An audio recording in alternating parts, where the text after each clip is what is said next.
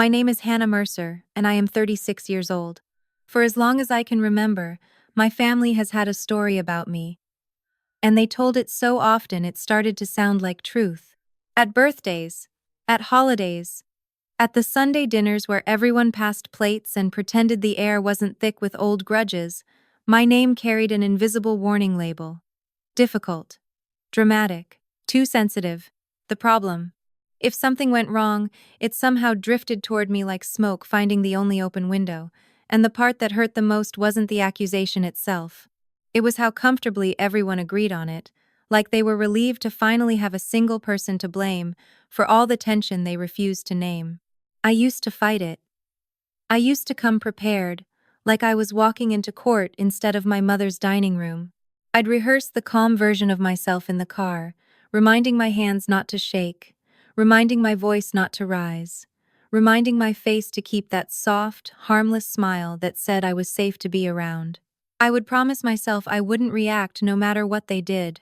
And then someone would say something small, almost casual, like a needle slipped into conversation, and my body would respond before my brain caught up. A tight throat, hot cheeks, a heartbeat that sounded like panic. They would watch that reaction like proof they'd been right all along. The truth was, I wasn't born the family problem. I was assigned the role. I was the oldest daughter, which meant I was expected to be the glue, the helper, the one who understood without being told, the one who absorbed disappointment and converted it into usefulness. And when I couldn't do that anymore, when I started asking questions that made people uncomfortable, when I stopped pretending the rules were fair, the label showed up fast. It wasn't shouted at first. It was whispered. They'd say it with a sigh, like they were tired of me, like I was exhausting them by existing. I married young because I thought a new last name might free me. It didn't. When the marriage ended, my family acted like it confirmed something they already believed. The divorce wasn't treated like heartbreak. It was treated like evidence. When I moved into a small rental on the edge of town, my mother told people I was finding myself, the way you'd describe someone who'd lost their grip. My brother, Mason, started giving me that look at gatherings, the one that said he was bracing for me to ruin the mood. My sister, Paige, would pull me aside and coach me like a public relations crisis, begging me to keep things light because Mom was already stressed. And I kept trying. God, I kept trying. I brought the desserts. I hosted the get-togethers when my mom complained about doing all the work. I showed up early to help set the table. I stayed late to wash dishes while everyone else slid into the living room and laughed like the world was simple. I laughed too. I laughed until my jaw hurt. I learned how to swallow words like pills.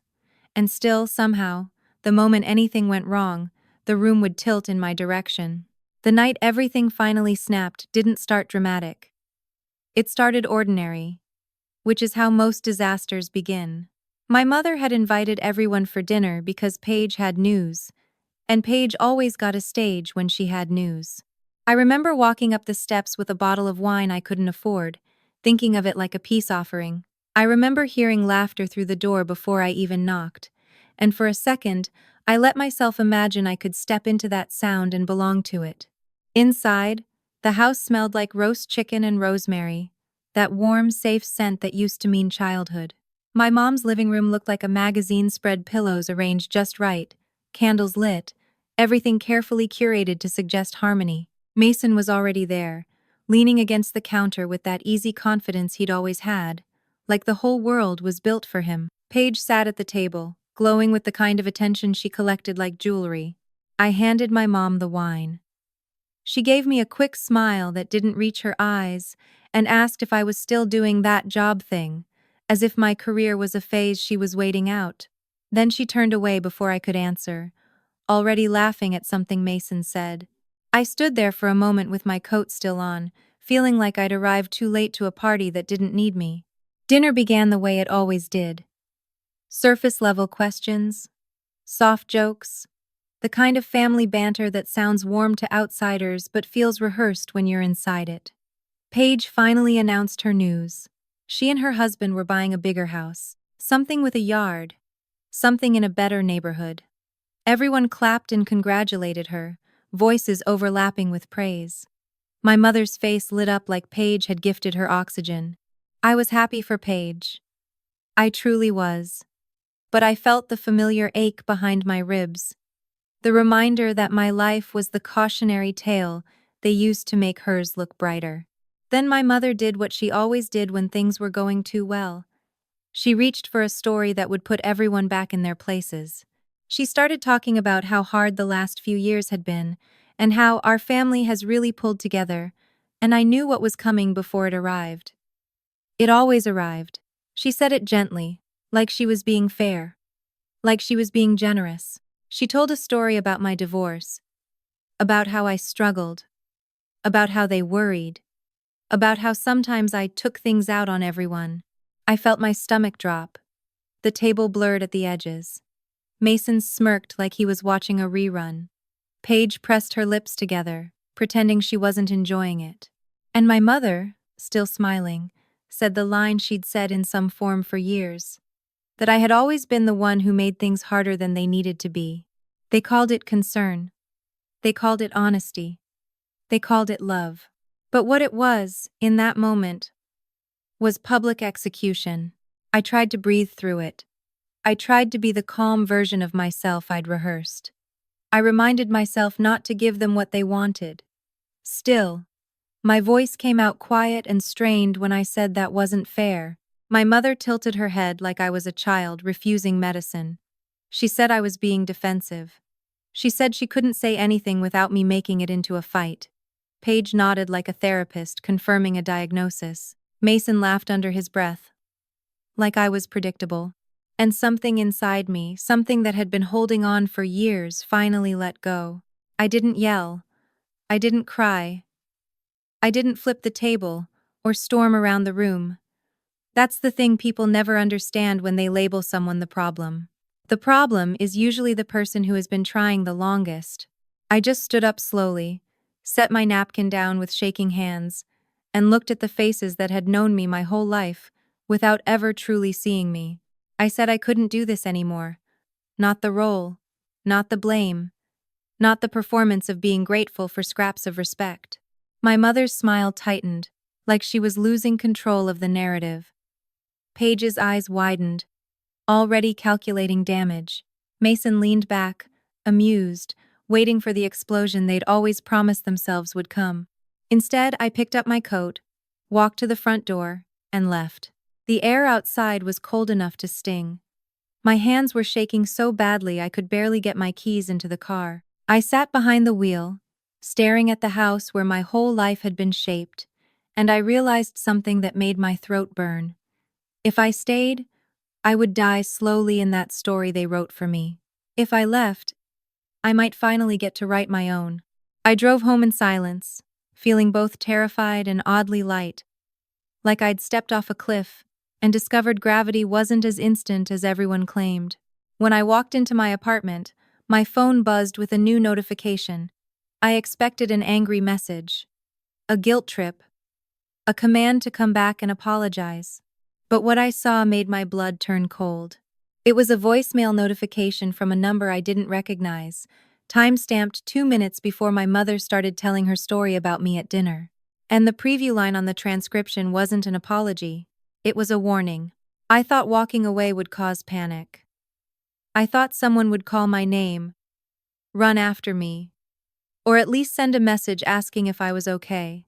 I believed that after 36 years of showing up, of holding things together with my bare hands, my absence would finally mean something.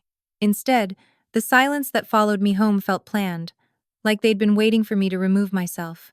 I sat on my couch with my coat still on, listening to the hum of my refrigerator and the distant sound of traffic outside my window. My phone lay face down on the table, and I stared at it like it might explode. Minutes passed. Then more. My chest felt tight, not from anger, but from the slow realization that no one was coming. The shock wasn't that I left. The shock was how easily they let me go. When my phone finally lit up, my heart jumped. For half a second, I let myself hope it was my mother, maybe shaken, maybe ready to admit she'd gone too far. But it wasn't her. It was Paige. And the message wasn't concern. It was control. She wrote that I had embarrassed everyone, that Mom was beside herself, and that I needed to apologize before things got worse. There was no question mark. No space for my feelings. Just instructions like always. I didn't reply. For the first time in my life, I didn't rush to fix what they claimed I broke. The next morning, I woke up to a different kind of quiet. No group texts. No missed calls. No follow-up. I checked social media out of habit, and that's when my stomach dropped. There was a photo already posted from the night before. The table. The candles. The smiles. Paige had captioned it with something about family nights and gratitude. I wasn't in the picture. Not cropped out. Not hidden. Completely erased. Like I'd never been there at all. That hurt more than the dinner ever could have. By noon, my mother finally called. Her voice was calm, almost cheerful, which scared me more than anger would have. She told me she didn't understand why I overreacted. She said everyone had moved on and didn't want drama. Then she said the sentence that cracked something open in me. She said maybe some distance would be good for everyone, especially me. It sounded like a suggestion, but it felt like a verdict. I hung up shaking. It hit me all at once that my role in the family wasn't to be loved. It was to absorb tension so everyone else could feel comfortable. And now that I'd stepped out of that role, they didn't scramble. They adjusted. They reorganized the story so it worked without me. Days passed, and the shock turned into something heavier. I found out through a neighbor that my family had gone out together that weekend. Brunch. Laughing. Normal. Mason had brought his kids. Paige had taken photos. My mother told people I was taking space to work on myself. She said it like a kindness, like she was protecting my privacy. But what she was really doing was controlling the narrative, making sure no one wondered why I was gone. The most painful part wasn't the distance. It was how quickly they filled it.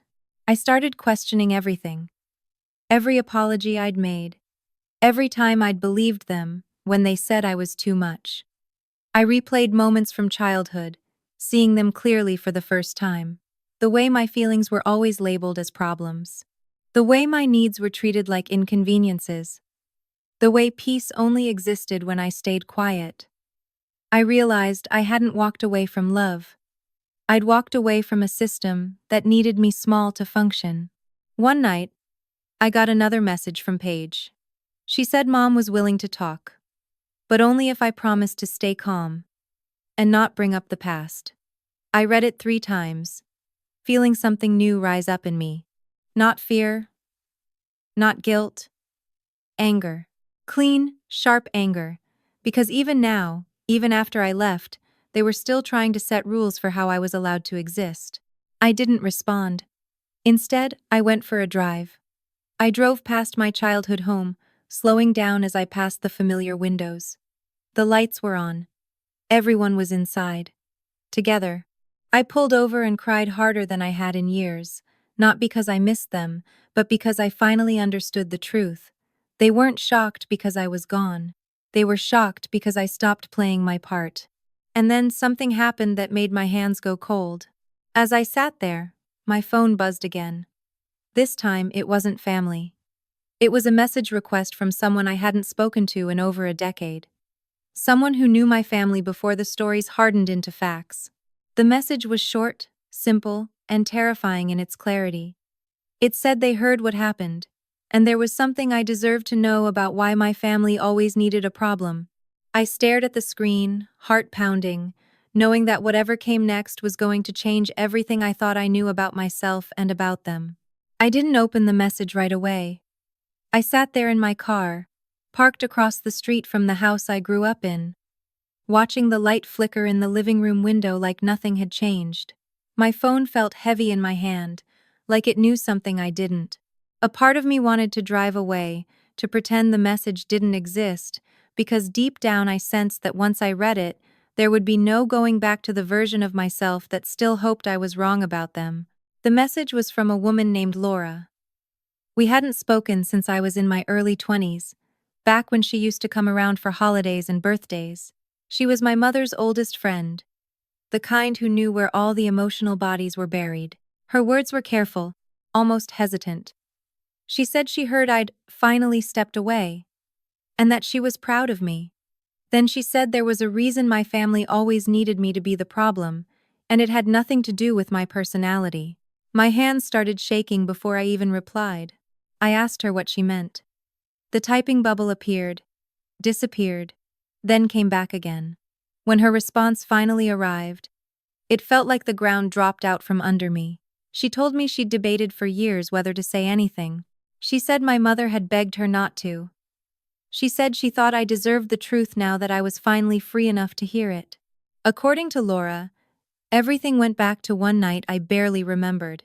I was 14 years old. My father had just left. Not the quiet, mutual kind of leaving my mother later described, but a messy, secret-filled exit that cracked the foundation of our family. Laura said my mother was terrified people would find out why he really left. Not just that he'd walked away, but what he'd threatened to expose on his way out. Family secrets, money issues, lies that could have changed how everyone saw her. And that's when the story about me began. Laura said my mother needed a distraction, someone to redirect attention toward. Someone whose emotions could explain the tension in the house without pointing to the real cause. I was already sensitive, already outspoken, already asking questions. So she leaned into it. Every argument became about my attitude. Every bad day became my fault. Over time, the narrative hardened. I wasn't reacting to dysfunction. I was creating it. I felt sick reading her words. Memories started rearranging themselves in my mind like furniture being pushed into a new shape. The punishments that never fit the crime. The way my feelings were always too much. The way my siblings learned quickly that siding with my mother meant safety. Laura said it wasn't planned in some evil, movie villain way. It was survival. My mother chose the version of the story that protected her, and I was the cost. I asked Laura why she never told me before. Her reply was devastatingly simple. She said every time she tried, my mother would cry and say I was fragile, that the truth would break me, that it was better if I believed what everyone else believed. Laura said she convinced herself she was protecting me, when really she was protecting the peace that came at my expense. I sat there long after the messages stopped, staring at my reflection in the windshield. I felt grief for the girl I used to be, the one who spent years apologizing for pain she didn't cause. I felt anger toward the woman who taught me to doubt my own reality. But more than anything, I felt clarity. A clean, sharp understanding that the role I played wasn't accidental. It was necessary. Suddenly, my family's reaction to my walking away made sense. Of course they replaced me so easily. Of course they weren't shocked by my absence. The shock was that I left before they were ready. The shock was that the scapegoat removed herself from the story. That night, I slept for the first time in days, but the peace didn't last. The next morning, I woke up to missed calls from my mother. More than I'd received in years. Voicemails followed, each one different from the last. Confusion, hurt, then frustration. Then something sharper. She said people were asking questions. She said Laura had been stirring things up. She said I needed to come over so we could talk before things got out of hand. That's when I realized something terrifying. She knew. She knew Laura had reached out. She knew the truth was slipping. And now she wasn't calling to make things right. She was calling to contain the damage. My phone buzzed again, this time with a final voicemail that made my stomach drop. My mother's voice was low and urgent. She said if I didn't come talk to her immediately, I was going to tear this family apart. And I would have no one to blame but myself. I stared at the screen, heart racing, understanding for the first time that walking away wasn't the end of the story. It was the trigger, because now that the truth was out, my family wasn't trying to erase me anymore. They were trying to pull me back in. I didn't go back to my mother's house. That choice alone felt like lighting a match in a room full of gas.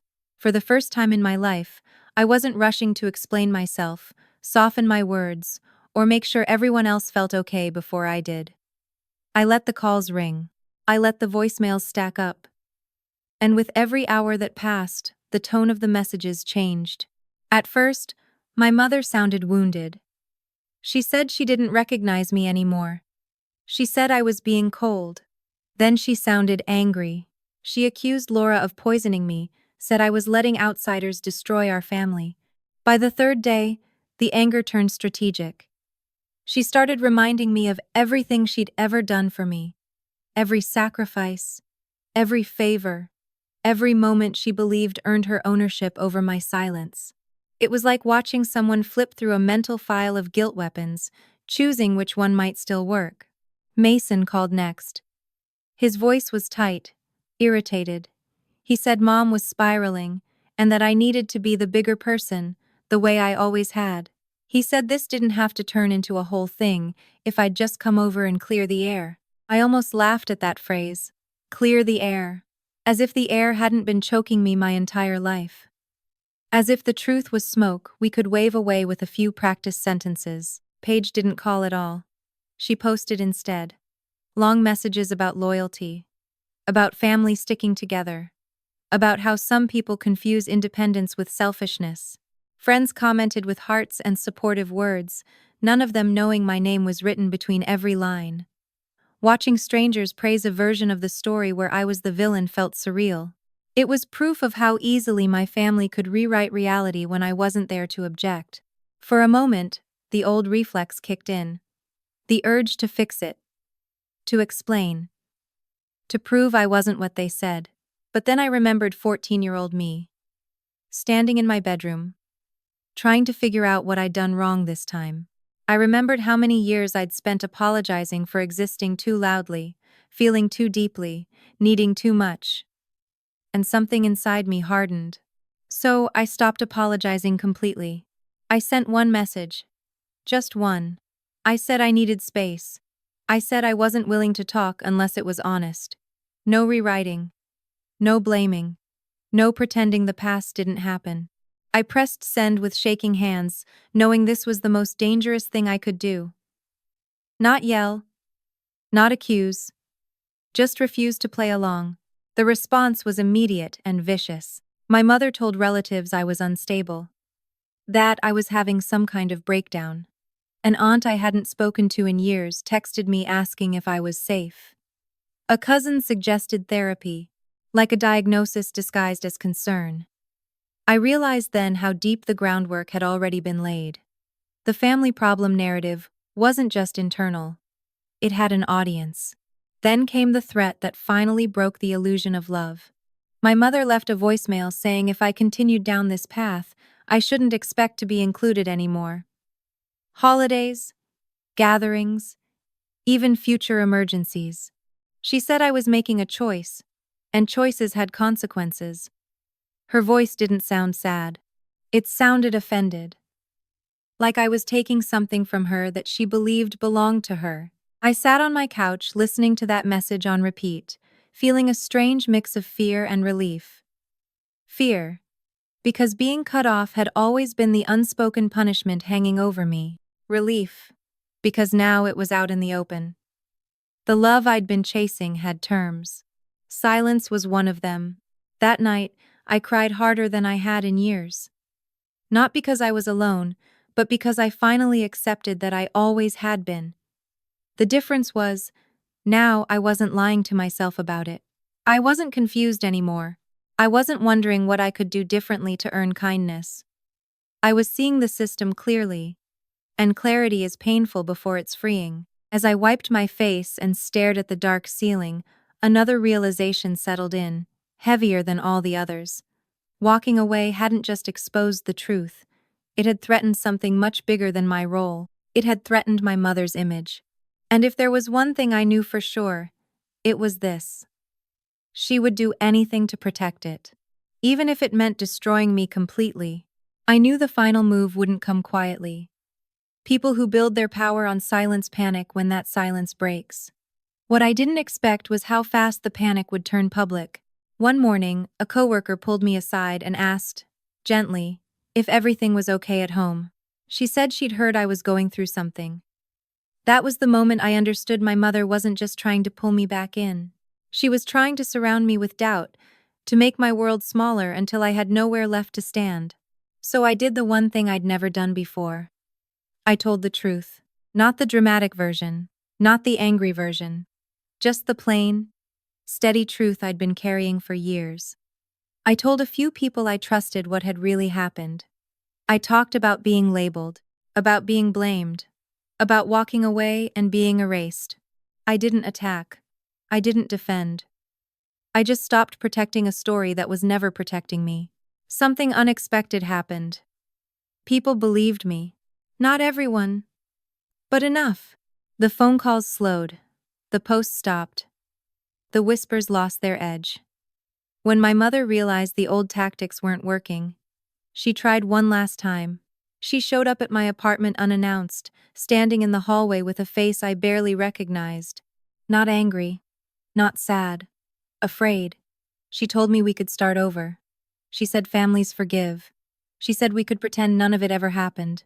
I looked at her and felt something I never thought I would feel. Nothing. No pull, no guilt, no need to explain. I told her I wasn't pretending anymore. I told her love without truth wasn't love to me. She cried. She accused. She warned me I'd regret this when I was truly alone. And for the first time, I didn't flinch. Because I finally understood the truth they never wanted me to see. I was never the family problem. I was the one who made lying uncomfortable. I was the one who felt what others buried. I was the one who held up a mirror they couldn't stand to look into. And when I walked away, it didn't shock them because they missed me. It shocked them because they lost control. I closed the door gently. I sat on my couch in the quiet I used to fear. And instead of emptiness, I felt peace. The kind that doesn't beg. The kind that doesn't perform. The kind that doesn't disappear when you speak. They still tell their version of the story. They probably always will. But now, it no longer defines me. I stopped trying to be understood by people who only felt safe when I was small. Walking away didn't ruin my life. It gave me one.